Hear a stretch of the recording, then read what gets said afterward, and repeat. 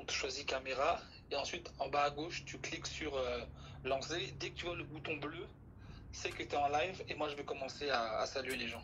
Super, on est en direct là. Ok, ok, ok, ok. Alors, bonsoir, bonsoir tout le monde. Je ne sais pas dans quel pays vous êtes, mais n'hésitez pas à nous écrire en commentaire depuis quel pays vous nous suivez.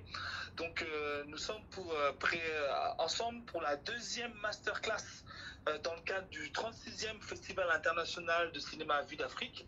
Donc, la première masterclass était avec le producteur Boris Van Gils. Et aujourd'hui, nous avons l'honneur, dirais-je, le privilège de recevoir le réalisateur également d'origine congolaise, hein. On dirait que le Congo est à l'honneur cette année. Ouais, Chopper Kabambi. ouais. Donc on va laisser un petit peu le temps aux gens d'arriver sur la page. Alors juste le temps pour moi de parler un petit peu de Chopper. Donc Chopper est auteur et réalisateur et producteur. Et je peux même rajouter organisateur d'événements. Chopper Kabambi, donc le fondateur de Bimpa Productions, qui œuvre pour l'émergence, la visibilité, la promotion du cinéma en RD Congo. Ouais. Donc il nous parlera de ses inspirations, mais suite à un premier court-métrage intitulé Moins un, donc Chopper a réalisé ensuite un court-métrage intitulé Mboté. Ah non, tu me diras si c'est un moyen métrage ou un court, pardon. Hein. Donc justement, ce film Beauté avait été diffusé au Festival Vue d'Afrique et a remporté le trophée francophone du cinéma en 2014. Mhm. Donc Chopper fait partie un peu de cette nouvelle génération de réalisateurs congolais et africains qui œuvrent sur le continent avec des histoires du continent, mais qui ont un rayonnement et un écho totalement universel. Donc bonsoir Chopper. Ouais, bonsoir Debbie, et merci de m'avoir invité à partager un peu en live dans le C'est un grand cadre de la plaisir. 36e édition du Festival international Vue d'Afrique. Je suis très content. C'est un grand plaisir, c'est un grand plaisir. Alors, est-ce que tu peux nous dire là où tu te trouves actuellement? Actuellement, je me trouve aux États-Unis, dans l'État de Utah, où je suis un peu bloqué parce que voilà, les conditions actuelles l'exigent. Donc, les Covid, je suis bloqué. J'étais ici pour, voilà, pour la promotion et la sortie de mon film, mais malheureusement, ben voilà, tout ça a été arrêté. Et je suis bloqué ici, loin de ma famille, loin de mon pays bien aimé. Mais bon, voilà, on se concentre sur des projets à venir. Parfait, parfait, excellent. Bah alors, justement, alors donc si je comprends bien, donc vous êtes Chopper, tu es aux États-Unis dans le cadre, tu es dans le cadre de la promotion de ton film Heart of Africa. Ouais. Donc est-ce que c'est ton tout dernier film? Oui, Art of Africa, c'est mon tout dernier film. Je l'ai réalisé, je pense, en fin 2018. Et puis, on a passé toute l'année 2019 à la post-production. Et c'est en début 2020 que c'est sorti. D'abord à Kinshasa et ensuite aux États-Unis. Et ensuite, on a envoyé dans plusieurs festivals à travers le monde. Excellent, magnifique, excellent, excellent. Donc, bah, nous te recevons dans le cadre du Festival Vue d'Afrique. Donc là, cette année, le Festival Vue d'Afrique, vu la situation et au grand plaisir d'un plus grand nombre, est maintenant numérique. Et Mm. il est possible de voir les films de cette programmation, donc de la 36e édition du Festival international de cinéma Vue d'Afrique, sur la plateforme de notre partenaire TV5 Canada. Mm. Donc, c'est visible seulement au Canada, mais bon, c'est déjà une opportunité pour les cinéastes africains de pouvoir promouvoir comment dirais-je, leurs œuvres. Alors, Ouais. Chopper, est-ce que tu pourrais nous parler rapidement un peu de ton parcours, comment tu es arrivé au cinéma, comment tu es arrivé à la réalisation? Est-ce que c'était une ambition? Est-ce que c'était un rêve? Est-ce que c'était un hasard, même si je ne crois pas au hasard? Est-ce que tu peux nous parler un petit peu de ton arrivée, de ton entrée dans le domaine? Ben écoutez, moi j'ai un peu comme la plupart des cinéastes, j'ai commencé un tout petit peu jeune, mais depuis mes bas âges, je ne rêvais que de ça, j'ai rêvé que d'être cinéaste. Euh, mais je savais pas trop quels étaient les métiers liés au cinéma et tout. Moi, mon rêve, c'était de devenir acteur. Mais quand, en 2004, je pense, je me suis rapproché de messieurs Papi Wichima et Elvis Lompoufou, qui venaient du Nigeria. Et à l'époque, le Nigeria commençait avec son cinéma et tout. Et je m'étais dit, ah bien voilà, je vais me rapprocher d'eux pour essayer d'apprendre un peu à jouer et comme ça, je serai acteur. Mais en les approchant, j'ai découvert que derrière ce qu'on voyait à la télé, il y avait un scénariste, il y avait un producteur, il y avait un réalisateur, il y avait toute une grosse équipe derrière. Et je me suis intéressé à ça et je me suis inscrit premièrement dans un cours en ligne à l'INIS. Et puis j'ai appris les ABA du cinéma. Ensuite, je me suis inscrit à l'Institut national des arts où j'ai découvert mes autres aînés qui étaient déjà en train de faire du cinéma, comme Patrick Kouba, euh, voilà, Guy Kabea. J'ai découvert qu'il y avait déjà des gens qui faisaient déjà un petit pas sur les cinémas. Je me suis aussi approché d'eux. Je leur ai posé autant de questions, des bases. Ils m'ont beaucoup aidé. J'ai continué aussi à apprendre sur Internet et à m'inscrire voilà, dans des masterclass à gauche et à droite. Ensuite, en 2000, Joe Munga est arrivé avec, en 2010, je crois, Joe Munga est arrivé avec ses ateliers Kinaction. Je me suis inscrit. C'est là où j'ai aussi perfectionné, en tout cas, mes talents, des scénaristes, des réalisateurs aussi. Mais aussi, j'ai fait un peu du tout, hein, les montages et tout. Ensuite, je suis allé dans plusieurs masters à la FEMIS à Paris, je sais pas moi, à Gaston Berger au Sénégal, même ici aux États-Unis, je suis arrivé il y a 2 ans pour des masters. Et jusqu'à aujourd'hui, je continue un peu à apprendre parce que je pense que voilà, l'apprentissage, c'est pour toute la vie en fait. Excellent, excellent, excellent. Merci beaucoup, Chopper, pour ces précisions. Donc, je rappelle que nous sommes avec Chopper Kabambi, réalisateur, producteur de la République démocratique du Congo, qui avait eu le film Mbote, qui avait été diffusé dans le cadre du festival Vue d'Afrique, et tout dernièrement, donc, vient de sortir le film Heart of Africa. Donc, Chopper, donc là, tu es aux États-Unis pour faire la promotion de ton film. Nous sommes au Canada dans le cadre du Festival Vue d'Afrique. Donc, on voit qu'il y a une belle vitrine donc, du cinéma africain un peu à l'international. Mais on a constaté que certains nombres des films qui vont être diffusés dans le cadre de notre festival seront peut-être jamais vus sur le continent africain. Donc, toi, en tant que réalisateur, quel est ton point de vue là-dessus sur justement on va parler plus tard un peu de ton processus artistique, comment tu crées tes projets, etc. Mais comme tu es aussi dans la production, comme tu es aussi l'organisateur d'un festival de cinéma à Kinshasa, alors peux-tu nous parler un petit peu de l'état de l'industrie du cinéma en RD Congo et en Afrique francophone en général, si tu le peux? Ben, je pense que c'est très catastrophique, même si aujourd'hui on sent qu'il y a une nouvelle énergie, même nous autres, nous faisons partie de cette nouvelle génération qui essaye un peu de relever ces cinémas, qui depuis l'indépendance hésitent beaucoup à démarrer, parce que effectivement il y a des sérieux problèmes dans les cinémas en Afrique, et surtout, et j'insiste, surtout en Afrique francophone. Et pour prendre l'exemple de mon pays, je dirais que oui, nous sommes en train de voir qu'il y a une petite évolution, mais ces évolutions restent un peu individuelles. Il y a des gens qui essayent d'émerger, mais individuellement. Donc, et cette individualité ne permet pas l'existence d'un cinéma collectif ou la création du cinéma comme industrie dans mon pays ou dans nos pays en Afrique, justement parce que la plupart des cinéastes que nous sommes ne sont pas conscients en fait du rôle que nous avons à jouer dans la création de l'industrie et on se laisse trop berner par les systèmes, je vais dire les systèmes qui pilotent un peu ce cinéma francophone d'une manière générale. Et, voilà, je pense vraiment qu'il y a un grand travail à faire de la part des cinéastes, surtout de la jeune génération des cinéastes africains. On doit ouvrir les yeux et voir l'importance de pouvoir travailler sur la création de nos industries. Et aussi, c'est ce qui permettra que nos films soient consommés par nos populations, justement. Excellent, excellent. Alors, nous avons parlé il y a 2 jours avec le producteur Boris Van Gils, que tu connais, je pense. Ouais. Donc, est-ce que tu peux nous parler un petit peu, tu parles d'industrie, donc en fait, c'est quoi finalement l'industrie du cinéma? Est-ce que c'est le fait d'avoir des salles? Est-ce que c'est le fait d'avoir plus de formation? Est-ce que c'est le... Voilà.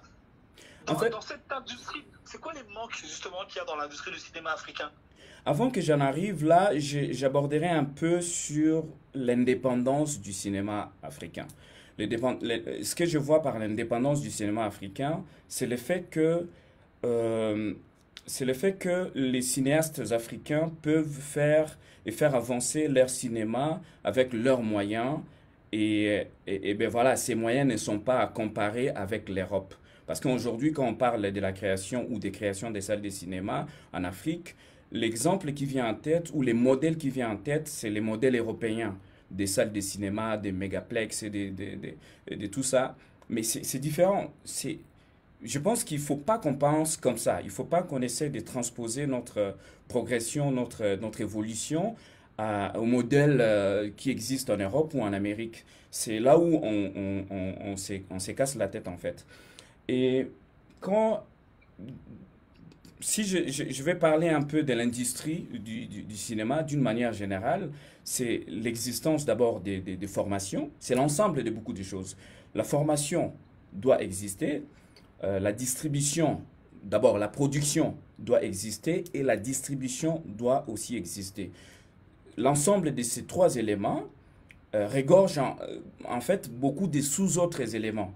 Et si on arrive à maîtriser en Afrique l'ensemble de ces trois éléments, la formation, la production et la distribution, je pense que on va parler de l'existence d'une industrie. Alors qu'aujourd'hui, dans la plupart des pays, en Afrique, surtout francophone, vous allez voir qu'on a du mal d'abord à former des jeunes qui veulent évoluer dans les cinémas. Il y a beaucoup de difficultés dans ça. On ne va pas dire que ça avance.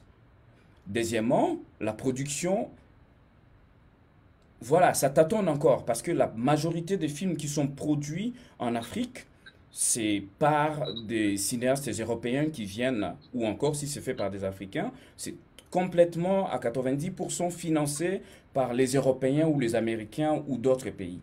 Ça, c'est un problème.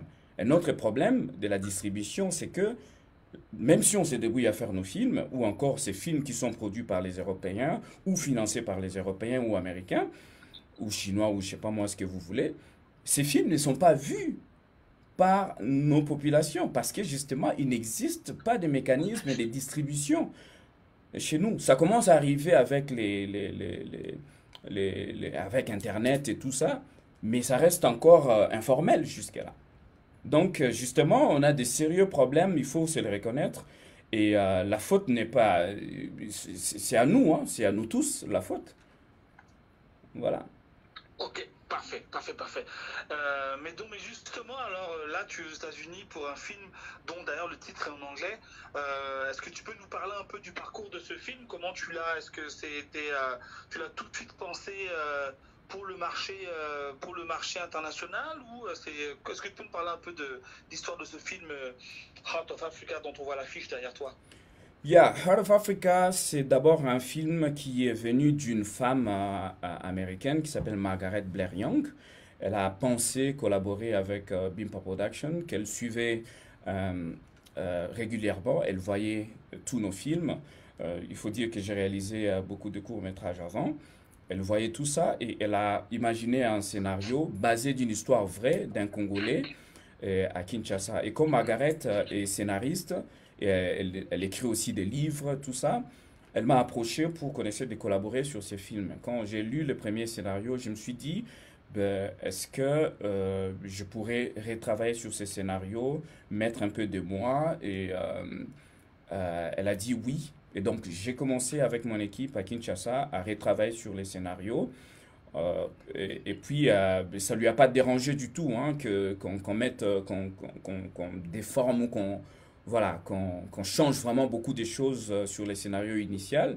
Et on est parti sur une coécriture. On a fait les ping-pong du scénario. On s'est renvoyé lecture, lecture et validation à tout moment. Et du coup, le film a donné ce que ça a donné.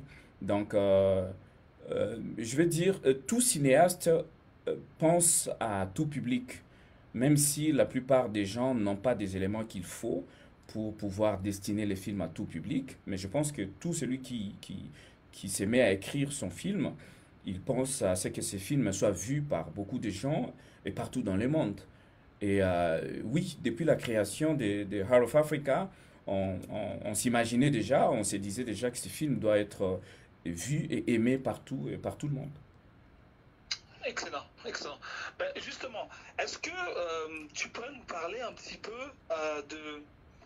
des étapes justement de la réalisation d'un film? Je veux dire, toi, entre le moment où tu as toi-même l'idée ou bien qu'on t'apporte un scénario, quelles sont les étapes entre voilà, le moment où tu as l'idée ou l'envie et le moment où le film arrive à l'écran? Quelles sont les grandes étapes pour les gens qui se poseraient la question un petit peu de savoir comment ça se passe en amont? Avant de répondre, avant de donner une réponse formelle, que la plupart des techniciens savent, je dirais d'abord que, euh, étant que cinéaste, on est artiste, et artiste veut dire, premièrement, faire confiance à sa sensibilité. À l'école, on nous dit que, ben voilà, avant de développer les scénarios, il faut d'abord écrire une note d'intention, il faut d'abord écrire un synopsis ou quoi que ce soit. Mais moi, je passe vraiment à côté de tout ça.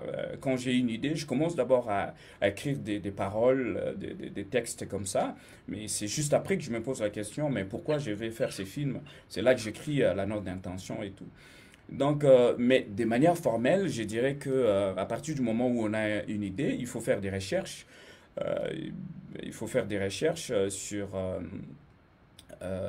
sur les sujets que vous avez choisi de traiter pour que voilà, ce que vous allez parler ou ce que vous allez développer soit conforme à la réalité et surtout, ou surtout à votre réalité personnelle. Et ensuite, après avoir fait des recherches, il faut écrire les synopsis, la note d'intention et tout ça. Et c'est très important la note d'intention parce que ça peut vous révéler beaucoup de choses sur votre propre sujet. Euh, à partir du moment où vous vous posez la question, mais pourquoi je fais ces films? Qu'est-ce que je vais dire en faisant ces films? Ça peut inspirer aussi l'écriture de votre scénario. C'est très important. Ensuite, vous écrivez les scénarios. Ensuite, vous allez chercher un producteur qui soit capable voilà, de vous accompagner dans l'écriture, parce que ça aussi, c'est le rôle d'un producteur, c'est de pouvoir aider l'auteur à pouvoir vraiment naviguer dans ses pensées pour pouvoir euh, rendre les scénarios qu'il faut vraiment. Et voilà.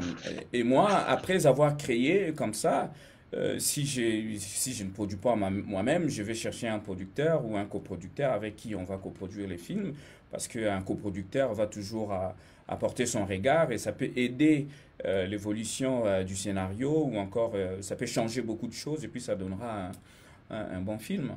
Ensuite, ben voilà, je prépare les castings et la pré-production et tout ce qui va avec, et puis la production et puis la post-production. Excellent, excellent, excellent. Donc nous sommes avec Chopper Kabambi, réalisateur et fondateur de Bimpa Production. Chopper, tourner en Afrique. Alors, je dis Afrique, mais on se comprend bien. Ouais, L'Afrique n'est pas un pays, voilà.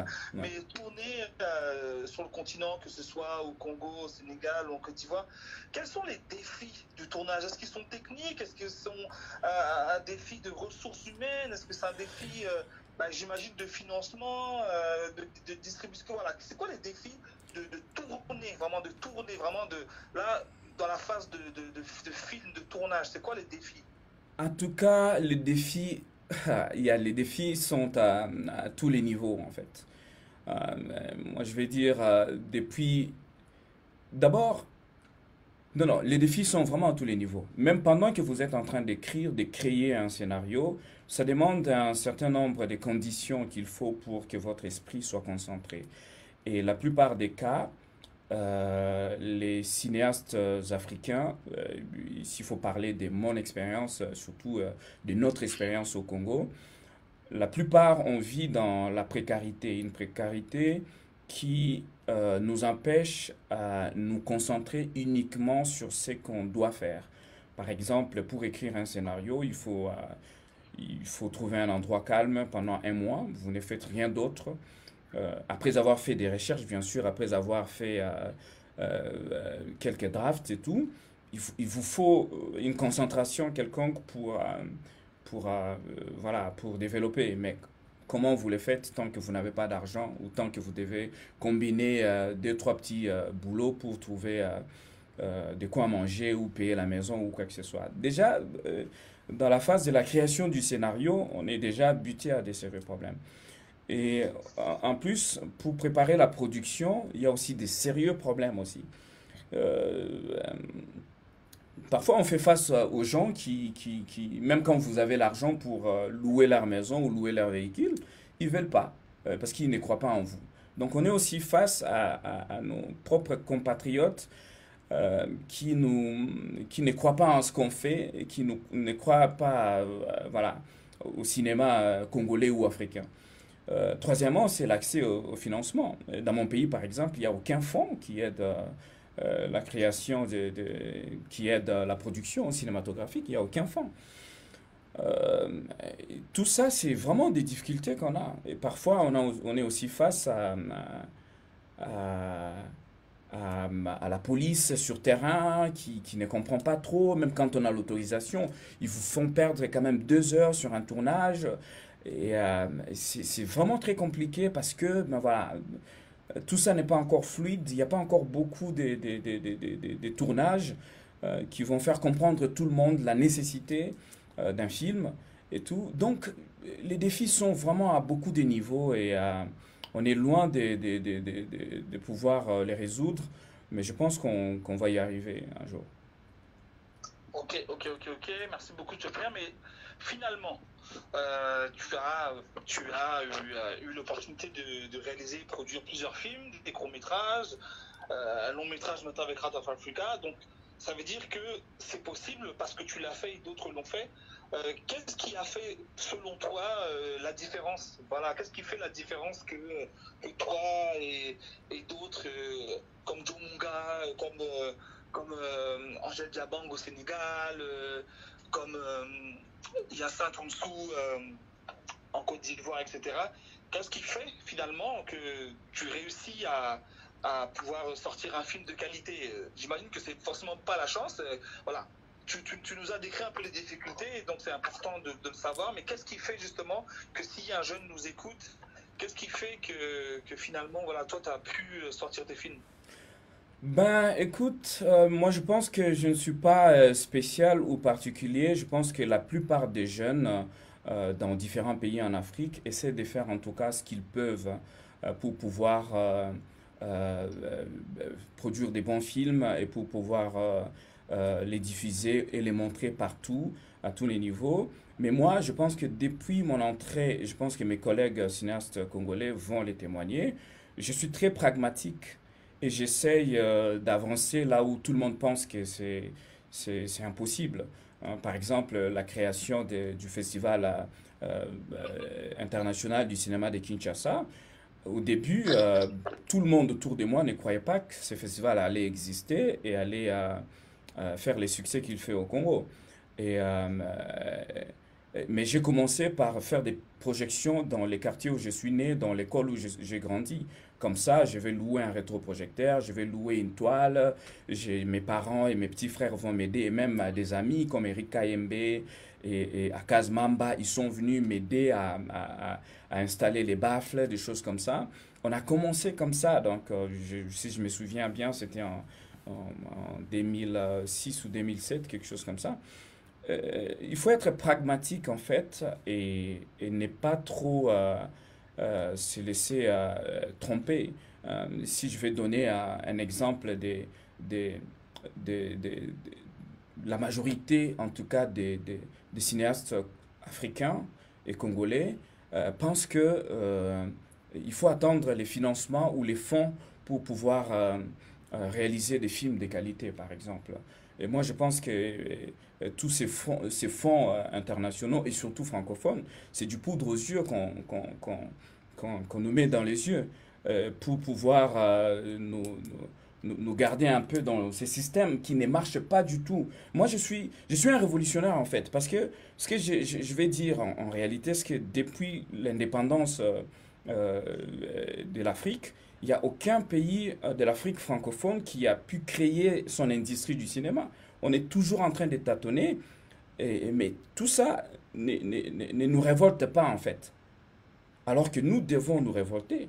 L'Afrique a besoin des insoumis pour pouvoir changer des choses. Alors, la majorité des jeunes se trompent en croyant que c'est en postulant, c'est en attendant des fonds qu'on on va faire avancer notre cinéma. C'est faux. Il faut voir des choses autrement pour pouvoir se démarquer. Je ne dis pas qu'il ne faut pas postuler sur les fonds, les différents fonds qui existent, mais je dis tout simplement que ce n'est pas ces fonds qui vont nous aider à résoudre les problèmes que nous avons dans nos pays pour pouvoir faire avancer ou pour pouvoir faire décoller l'industrie de notre cinéma. Si ces fonds avaient vraiment la volonté de pouvoir aider le décollage du cinéma africain, ils allaient allouer ces fonds à des recherches à des recherches, à des moyens qu'il faut.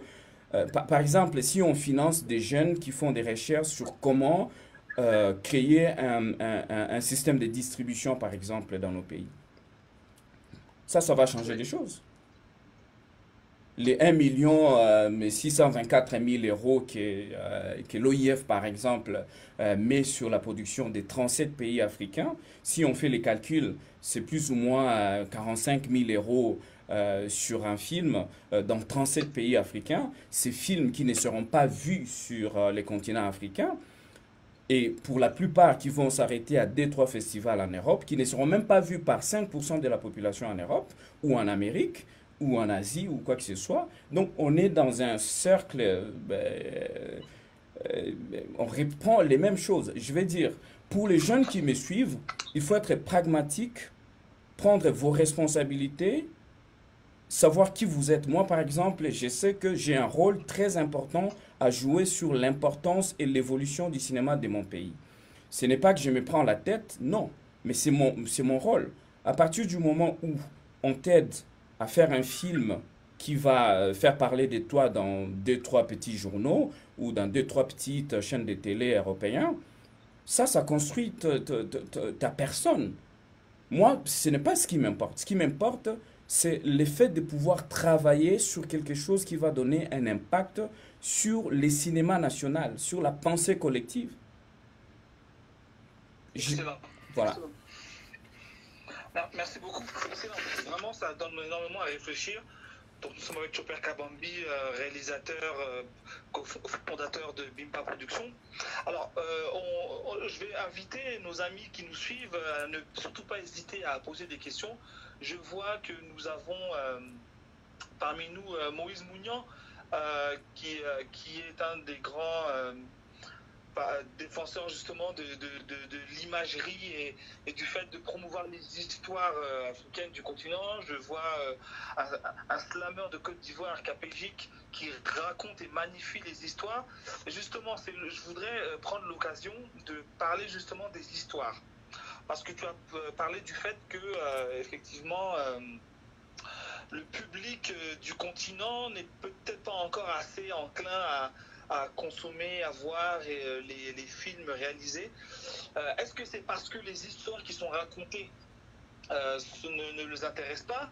Vraiment en termes d'histoire, hein, est-ce que c'est des histoires qui ne les intéressent pas? Est-ce qu'ils veulent plus s'évader en voyant des histoires qui se passent ailleurs? Voilà. Est-ce que tu peux nous parler un peu de ça, de la notion, voilà, des récits, du potentiel de récits, de héros, d'histoires que le continent africain peut apporter pour lui-même et pour le monde? Avant de parler des récits que les cinéastes africains doivent créer, je vais d'abord rectifier tous ceux qui pensent qu'on n'a pas un public capable de suivre nos films. C'est faux.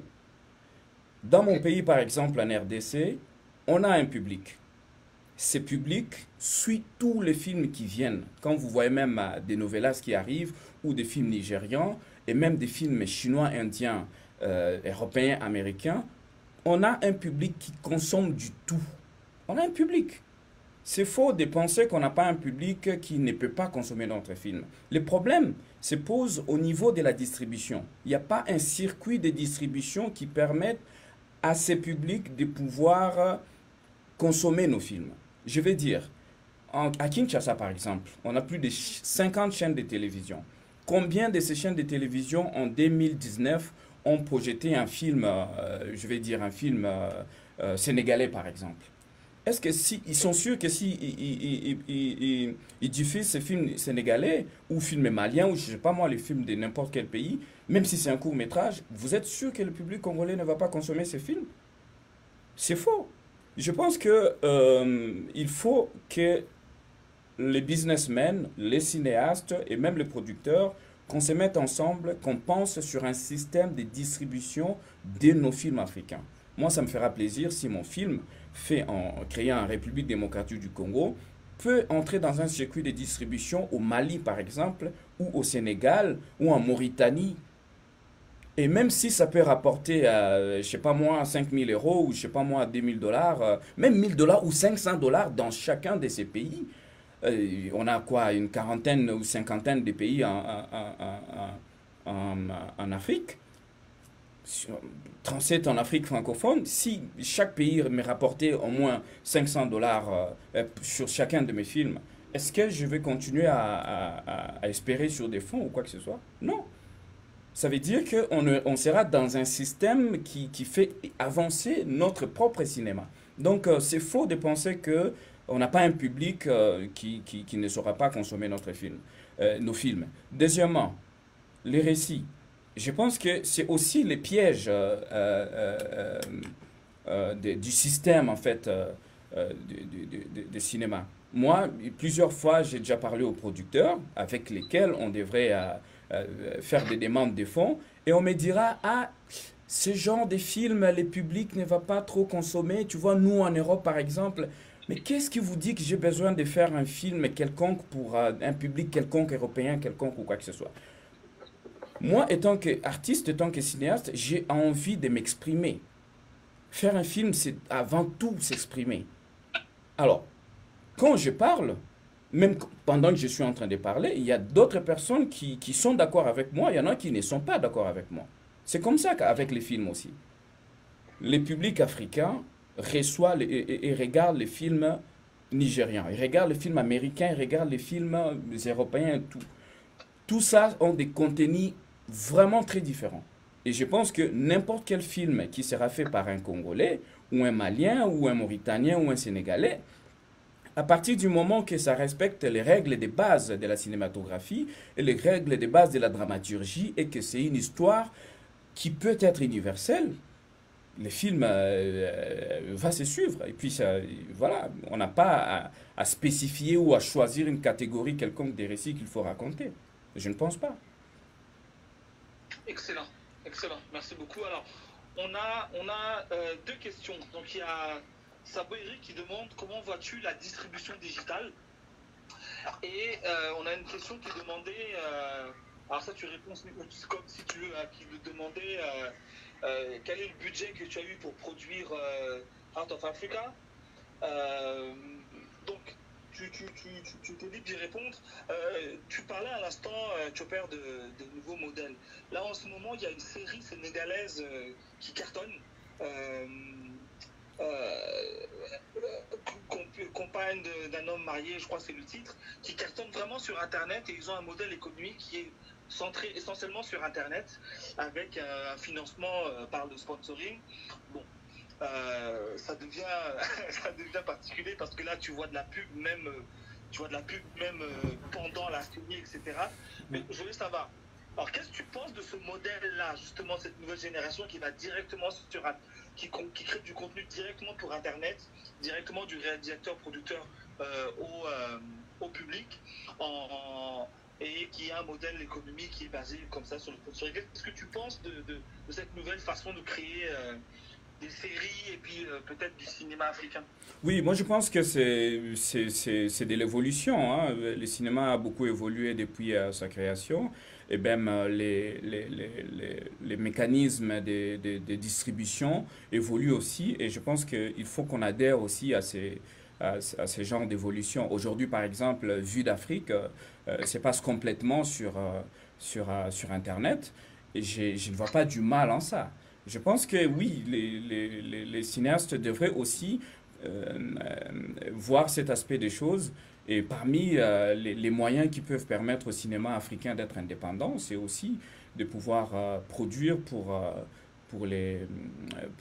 voilà, pour Internet. Mais je pense aussi qu'on ne doit pas perdre la coutume voilà, du cinéma en salle. C'est très important parce que c'est très magique. Moi, euh, pour la première fois quand j'ai été dans une salle de cinéma, dans une vraie salle de cinéma, je vais dire, c'était en 2012, quand j'étais à Paris pour l'université d'été de la FEMIS. Mais c'est un moment magique, c'est très mémorable. Je pense qu'il ne faut pas qu'on laisse tomber les cinémas étant que théâtre, étant que salle, mais il ne faut pas non plus négliger l'aspect Internet parce que ça peut nous aider à être indépendants, ça peut nous aider à générer de l'argent pour pouvoir être autonome et indépendant. Parfait, excellent, excellent. Alors je regarde un petit peu les questions, on nous a parlé de production. Euh, Combien ça coûte de manière générale? Est-ce que, voilà, pour qui a des rêves, etc., euh, pour faire un film au Congo ou ailleurs, selon toi, qu'est-ce que ça prend comme moyen? Est-ce qu'il faut forcément être... est-ce que se lancer sans argent, c'est totalement utopique ou voilà, c'est quoi les défis financiers pour faire un film? Parce qu'aujourd'hui, la technique fait que il y a la possibilité d'avoir de belles images avec des outils qui sont différents. Alors, je dirais pas forcément de faire ça avec un téléphone, mais voilà, aujourd'hui, la limite de l'outil est différente. Donc, qu'est-ce que tu peux m'en parler? Je te parle de ça notamment parce que tu sais, on a vu beaucoup de belles images de jeunes Nigérians qui faisaient euh, des scènes avec des fonds verts et puis Ouais, qui recréaient des choses comme ça amusantes. Là, en Côte d'Ivoire, il y a des jeunes, un jeune groupe qui s'appelle le Labo 225 ouais, qui font des parodies de séries de Jack Bauer, etc. ouais, avec ouais. vraiment une net bon. Voilà. Est-ce que sur le continent, cette problématique de moyens est pas peut-être l'occasion d'aller vers la créativité, sortir de la forme pour aller sur le contenu? Ah oui, écoute, moi, comme je venais de le dire tout à l'heure, je suis très pragmatique. Et ce que je conseille aux jeunes, c'est de foncer, même avec un téléphone. À partir du moment où on a quelque chose à raconter, à partir du moment où on a quelque chose à dire et qu'on a envie de parler, il faut absolument se lancer. Après, il faut faire un effort de s'outiller en fait, en technique, mais aussi en matière grise. Hein. Faire un film, il ne suffit pas d'avoir une caméra ou de prendre juste une caméra. Il faut savoir comment on raconte l'histoire. C'est très important. Hein. C'est du cinéma quand même. Ce n'est pas voilà, juste prendre un téléphone. Sinon, tout le monde va se mettre à faire des films. Je pense que moi, j'encourage, en tout cas à mon niveau, j'encourage tout le monde à pouvoir se lancer avec les moyens qu'il a. Aujourd'hui, euh, euh, les numériques, comme l'avait dit mon aîné Boris l'autre jour, les numériques a permis à tout le monde en fait d'avoir accès au matériel pour pouvoir faire un film. Mais il ne faut pas négliger les côtés artistiques. Ne faites pas juste un film parce que vous avez envie de faire un film, mais il faut savoir comment les faire. Et ça, c'est des choses, il faut s'outiller, il faut se renseigner. Il faut se renseigner, il faut être initié, il faut lire, voilà. Et même sur Internet, on peut apprendre beaucoup de choses, sur les bases en tout cas. Il faut regarder beaucoup de films, il faut cultiver voilà, les connaissances. C'est très important. Je pense qu'aujourd'hui, en Afrique, la question des moyens techniques n'est plus. Mais après, si on veut faire un film d'un autre niveau, ça quand même, il faut qu'on se le dise, ça demande quand même beaucoup de moyens. Ça demande les matériels qu'il faut, ça demande l'argent qu'il faut. Il faut construire les décors, il faut payer les acteurs. Il y a des familles qui doivent vivre derrière ça. Donc, rien n'est exclu. Il faut des moyens financiers, effectivement. Parfait, parfait, ok, je comprends.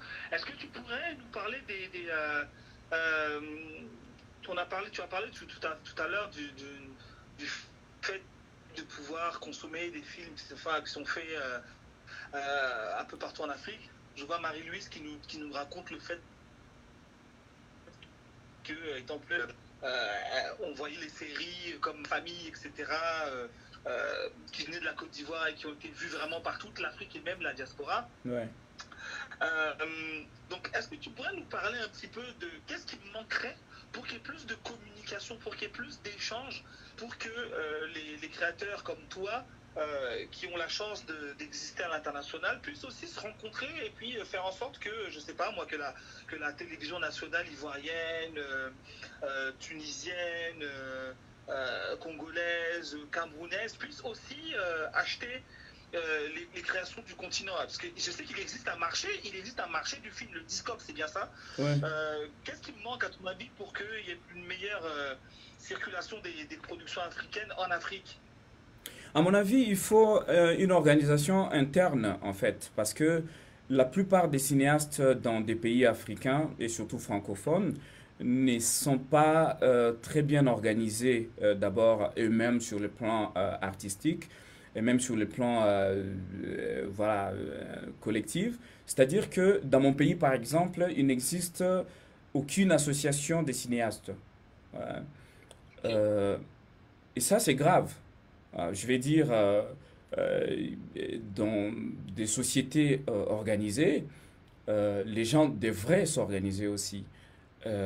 Moi, étant que réalisateur ou producteur, je dois être un membre d'une association qui nous permet de réfléchir parfois sur des problèmes liés à notre travail et voilà, pouvoir proposer des solutions aux médias, par exemple, dans des chaînes de télé nationaux et tout, de nos pays et tout.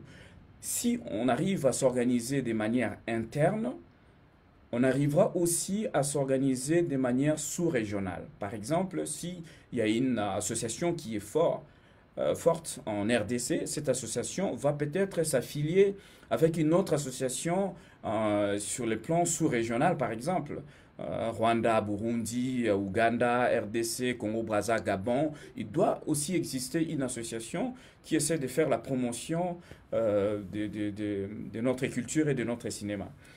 Et après ça, ben voilà, ces associations vont se mettre ensemble pour pouvoir trouver, réfléchir sur comment trouver des solutions pour leurs pays respectifs. Mais le constat est que la majorité des cinéastes africains, c'est, voilà, ils se focalisent d'abord sur leurs propres intérêts, leur propre émergence à eux-mêmes en tant que cinéastes. Et ça leur plaît, ça nous plaît, je ne veux pas m'exclure, ça nous plaît de voyager, d'aller rencontrer. Il faut attendre des initiatives des ambassades, des associations européennes pour pouvoir se mettre ensemble et réfléchir ensemble sur des questions ou sur des choses comme ça. C'est ce qui est regrettable. Je pense que ce que je pourrais dire à ça, c'est qu'il nous faut une conscience sur le fait que nous devons nous organiser sur le plan interne, sous-régional et régional, pour pouvoir trouver, réfléchir et trouver des solutions qui sont propres à nous. Mais la plupart des fois, les moyens nous manquent aussi pour pouvoir voilà, nous mettre ensemble, mais je ne pense pas que ce soit une raison.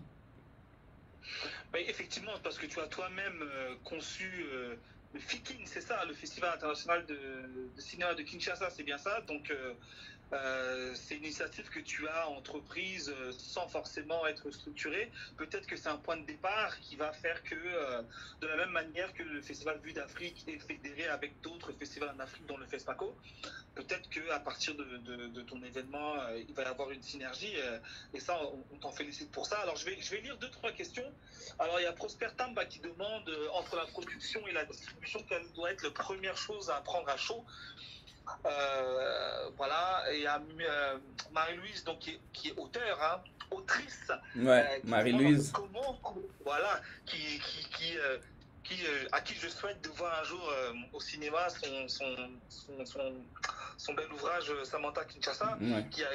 qu'on a vu au théâtre, Mm. voilà, qui demande comment justement contourner un petit peu ces systèmes entre guillemets de financement existants, comment trouver d'autres moyens. Est-ce que le financement participatif c'est quelque chose? Par exemple, on sait que Spike Lee a fait du crowdfunding pour avoir du financement de ses films, tu vois. D'ailleurs, lorsqu'il avait fait Malcolm X, il avait fait du crowdfunding auprès des personnes comme Magic Johnson, Ouais. Michael Jordan, voilà. Voilà parce que l'argent étant le nerf de la guerre, est-ce que est-ce que là, demain, c'est sûr qu'il faut qu'il y ait une implication des autorités publiques, parce que c'est elles qui ont la possibilité peut-être de générer des fonds, etc.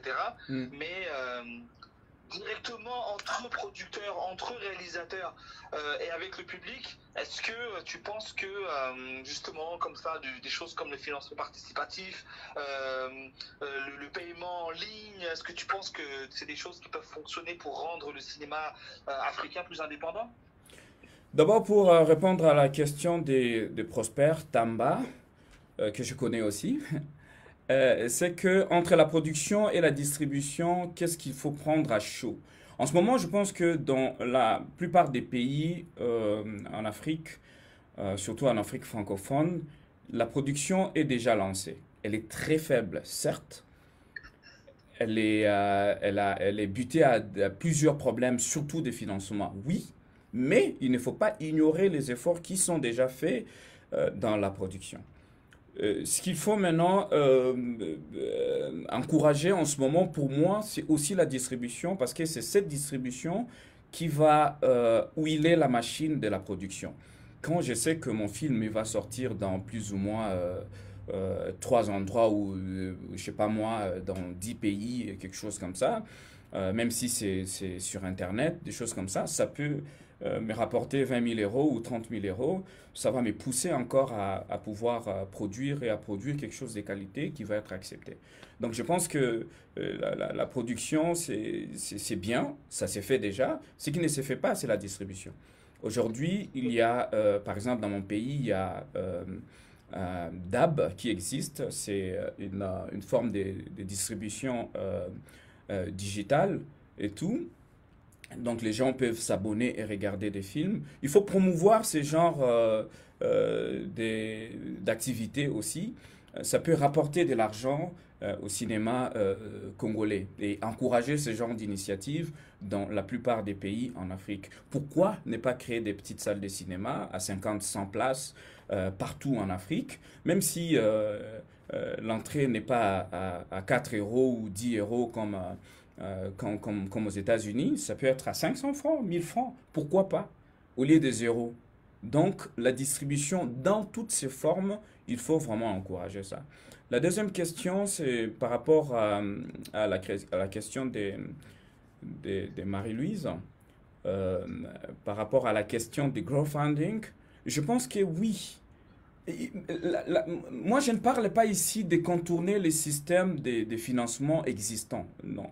Je sais et je dois éveiller la conscience de mes amis, mes collègues cinéastes sur les effets néfastes qu'ils ont.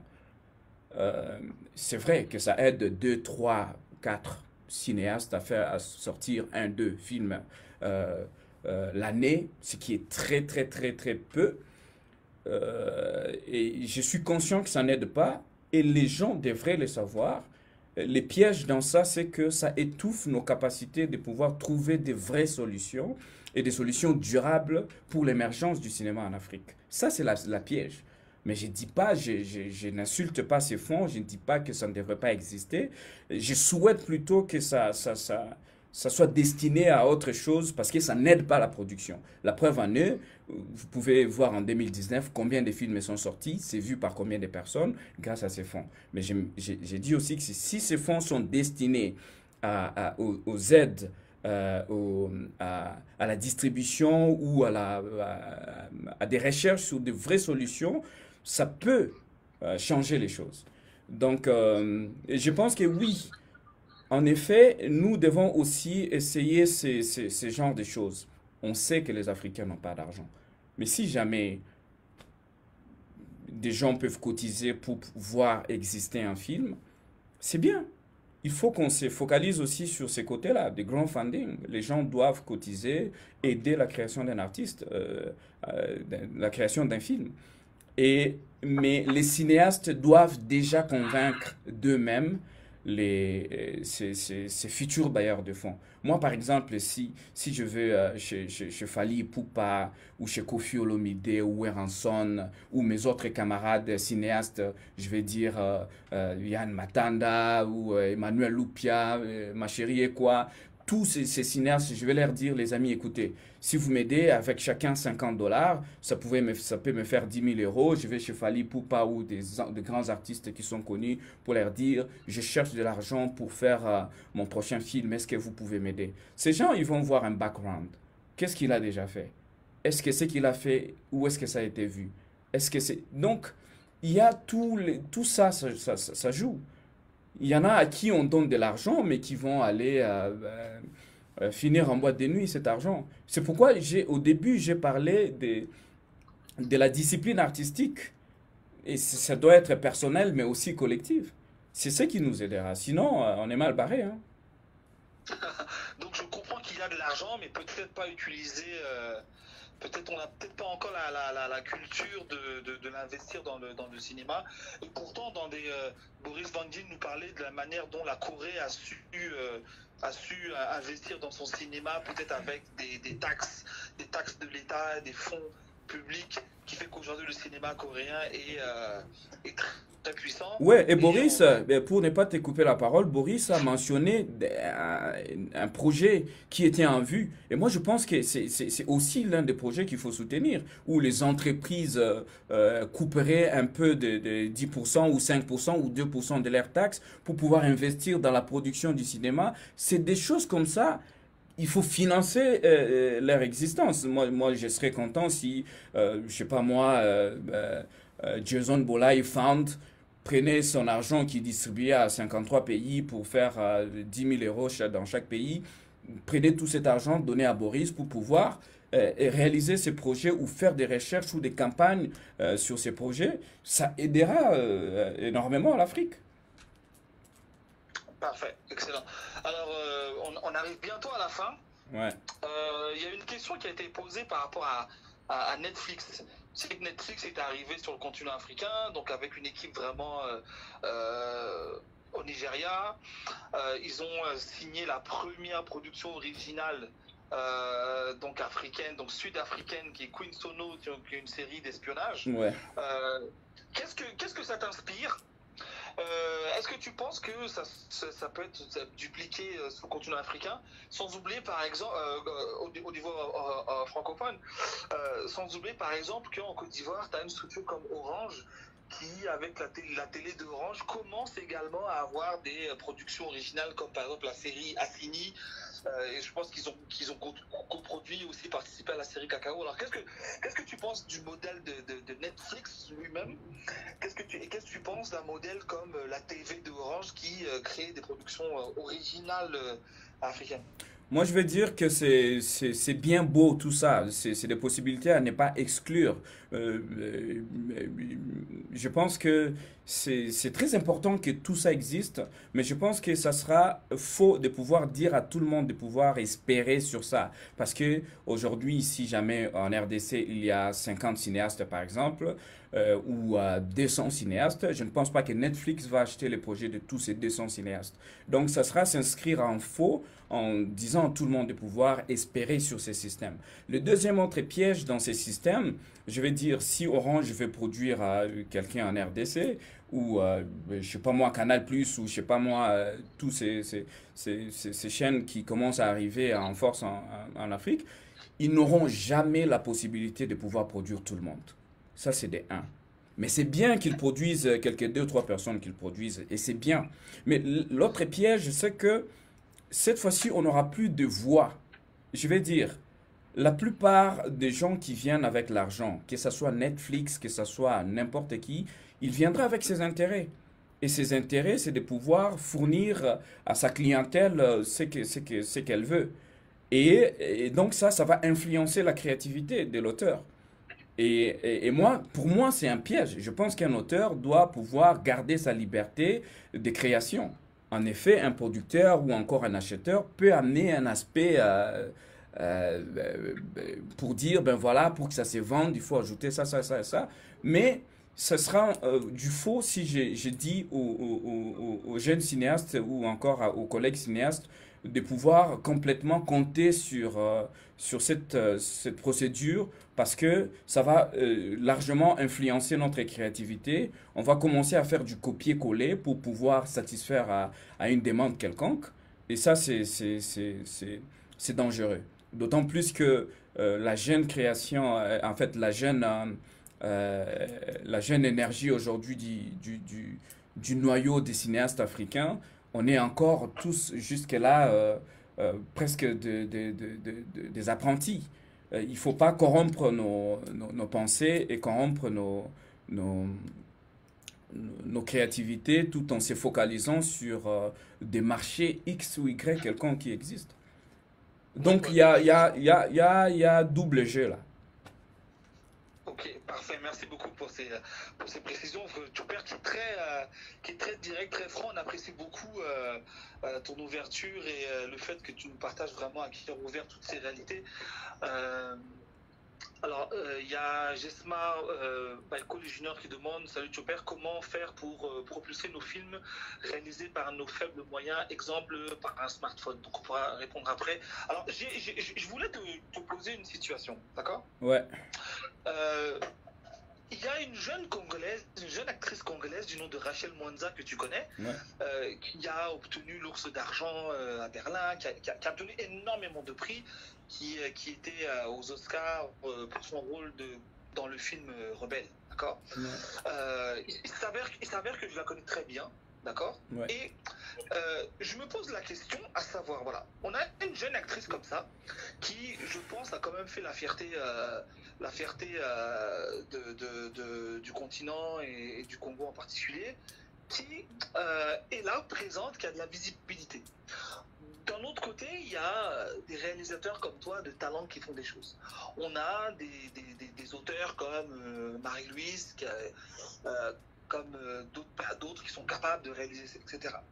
Euh, Est-ce qu'il n'y a pas des actes manqués? Est-ce qu'il n'y a pas comme ça des situations où les gens sont là, les compétences sont là, les énergies sont là, mais est-ce que c'est parce que chacun est dans la diaspora, est trop loin? Qu'est-ce qui manque? Parce que quand je prends une actrice comme Rachel Mwanza, qui est Ours d'argent à Berlin, meilleure actrice au Canada, trophée francophone comme toi, qui est allée aux Oscars, etc., qui a vraiment un profil bankable, comme on dit, qu'est-ce qui fait, qu'est-ce qu'on attend? Voilà, qu'est-ce qu'on attend pour être heureux, comme dit la chanson? Mais c'est, en fait, c'est tout ce dont je parle ici, c'est que on est dans un système qui nous aveugle tellement que on reste un peu dans la répétition des choses. Tu parles de Rachel Mwanza, mais je pourrais te parler des Pacha Bay dans Viva Riva, ou encore Absolument. de la fille qui a fait les films La vie est belle. Euh, Ah oui, absolument. il y a je- Ça, pour ne parler que de Kinshasa ou de Congo, mais allez-y au Sénégal, allez-y dans beaucoup de pays en Afrique, vous allez voir que c'est la même situation. Mais justement parce que les systèmes qui est en train d'huiler les cinémas francophones de l'Afrique francophone aujourd'hui, c'est de la poudre aux yeux. C'est pourquoi j'ai parlé du fait que les réalisateurs, les producteurs, les cinéastes devraient se réveiller. pour pouvoir créer Regardez ce qui s'est passé au Nigeria. Je ne dis pas que c'est les tops des tops des modèles et tout, mais au Nigeria, aujourd'hui, ils ont des stars. Oui, oui, oui, Je veux effectivement. dire, même au Ghana, ils ont commencé à avoir sur l'Afrique, je sais pas moi, anglophone, ils ont commencé à avoir des stars. Mais et quand vous suivez tout ça de près, vous allez voir que les mecs, ils se sont réveillés à un moment donné pour pouvoir créer un rêve. Et nous, on s'endort encore à pouvoir écrire des tas de papiers pour aller chercher 10 000 € à gauche et à droite, au lieu d'être pragmatique. Donc, ça ne marche pas justement parce que jusque-là, on n'est pas pragmatique. Effectivement, effectivement. Écoutez, c'est vraiment un échange très instructif. On te remercie énormément, Chopper. Alors, on arrive à la fin de notre échange. Alors, est-ce que tu peux nous parler un petit peu de tes projets, que ce soit dans la réalisation, la production ou dans le cadre de ton festival de cinéma? Alors ça, c'est intéressant parce que je viens de finir l'écriture. On a coécrit à trois d'un super film sur Lumumba. Alors, Ah, waouh! oui, je pense que les Congolais ils vont découvrir un Lumumba qu'ils n'ont jamais euh, découvert avant. Je crois que c'est voilà, c'est sur ça que j'ai beaucoup bossé ces derniers temps. Je viens de finir en même temps aussi les scénarios d'un autre long métrage qui s'appelle Du sexe Samatonge. Et Ok. au niveau de BIMPA Productions, on a plusieurs projets, notamment un long métrage qui s'appelle Bayaya, coécrit avec l'acteur congolais Farial Denewade.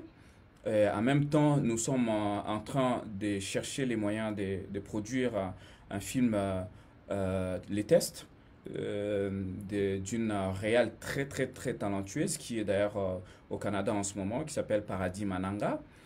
Et on est en train de développer plusieurs autres projets comme une comédie musicale par exemple qui s'appelle Belle Inconnue. C'est coécrit aussi avec Tati Bin Jacob Mwanza. Euh, voilà, et nous au niveau des BIMPA Productions, on essaie de créer d'autres mécanismes pour pouvoir avancer dans les formations des ateliers qu'on organise chaque année, qui produit beaucoup de cinéastes. Et, euh, et le Festival international des cinémas de Kinshasa, qui a toujours eu un grand soutien de mes camarades et collègues cinéastes comme Emmanuel Loupia, Jean-Jacques Akwane, Diane Diba et tout. On continue de fournir des efforts pour pouvoir rendre ces festivals encore plus grands et plus prestigieux. Et, et donc, on a vraiment plusieurs projets et on continue entre-temps à soutenir aussi nos autres camarades à pouvoir avancer dans leurs projets. On est en train de voir des coproductions entre Kinshasa et Brazzaville et Pointe-Noire avec un ami Kozia Kaiser. On a un projet ensemble. Avec Richie Mbembele, on a un projet ensemble. Et voilà, donc il y a des coproductions, il y a des choses qui commencent à se mettre en place. Et je pense en tout cas que ça va vraiment beaucoup avancer. Excellent, excellent. Et si ce soir il y a des jeunes scénaristes, des porteurs de projets qui aimeraient te soumettre leurs projets leurs scénarios, leurs projets de film, comment ils peuvent te contacter? Est-ce que tu as une page? Est-ce que tu as un site internet? Oui, oui, il y a une page qui s'appelle sur Facebook, tapez Bimpa Production. Vous allez voir sur notre page, il y a tous les coordonnées, il y a même les liens sur les sites internet et même mon numéro personnel est aussi là. On est très accessible. Envoyez-nous un mail, écrivez-nous. On est vraiment très ouvert pour toute forme de collaboration, mais en tout cas d'égal à égal. Même nos amis qui sont en Amérique, même nos amis qui sont en Europe. N'essayez pas de nous prendre des bas. Il faut qu'on travaille tous ensemble parce qu'il faut savoir une chose, l'indépendance du cinéma africain, c'est très important pour toute la chaîne, pour la chaîne mondiale de la production cinématographique. C'est très important si jamais l'Amérique commençait à gagner quelques dizaines de milliers de dollars en Afrique, ça sera aussi pour les biens de l'Amérique, pas que pour les biens de l'Afrique. Donc, il faut qu'on travaille ensemble. Il faut que surtout les cinéastes africains, qu'on se mette une chose dans la tête, nous devons créer l'imaginaire. Aujourd'hui, le système colonial avait fait de sorte que les Congolais se disent qu'on ne s'aime pas. Il y a des gens qui disent, ah, Congolais n'aime pas son autre frère congolais, ou Africain n'aime pas son autre frère africain. Ça, c'est des systèmes coloniaux qui nous ont gérés. Et nous, dans le cinéma, on a justement la responsabilité de pouvoir changer ça. Les gens, après avoir regardé nos films, ils doivent se dire, en tout cas, Africains, on s'aime entre nous. Nous devons collaborer, nous devons travailler ensemble. Il faut laisser ces histoires anciennes et travailler ensemble pour l'émergence de tous les cinémas du monde. Il ne faut pas favoriser ou privilégier les uns pour laisser tomber ou prendre du bas les autres. Donc on doit tous travailler ensemble pour l'évolution de notre cinéma et ça va créer une pensée collective et Collective. voilà, ça sera bien. Excellent. Ben, écoute, c'est sur ces mots très poignants et inspirants qu'on va s'arrêter là.